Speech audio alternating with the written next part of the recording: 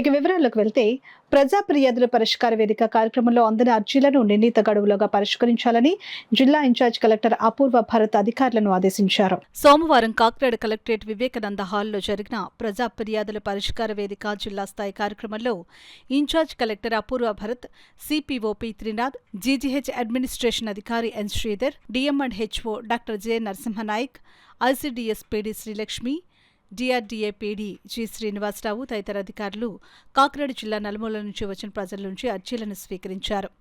ఈ అర్జీలను ఆయా శాఖల అధికారులకు సూచిస్తూ వాటిపై సత్వరం సమగ్రమైన విచారణ చేపట్టి తగిన పరిష్కారం అందించాలని ఇన్ఛార్జ్ కలెక్టర్ అధికారులను ఆదేశించారు.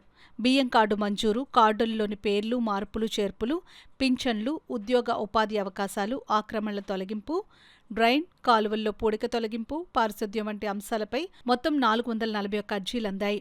ఈ సందర్భంగా ఇన్ఛార్జ్ కలెక్టర్ అపూర్వ భరత్ మాట్లాడుతూ పీజీఆర్ఎస్ కార్యక్రమంలో ప్రజల నుంచి అందిన అర్జీలను సకాలంలో పరిష్కరించాలని అన్నారు. వివిధ శాఖల్లో నమోదు అయిన అర్జీలను సంబంధిత శాఖల అధికారులు ప్రత్యేక దృష్టి పెట్టి అర్జీలకు నాణ్యమైన పరిష్కారం అందించాలని అన్నారు. అర్జీదారులు తమ యొక్క అర్జీల స్థితిని తెలుసుకోవడానికి 1100 నెంబర్కు నేరుగా ఫోన్ చేసి తెలుసుకోవచ్చునని ఆయన తెలిపారు.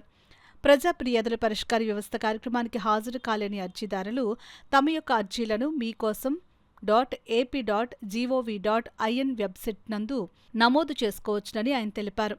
కార్యక్రమంలో వివిధ శాఖల జిల్లా స్థాయి అధికారులు, కలెక్టరేట్ విభాగాల అధిపతులు తదితరులు పాల్గొన్నారు.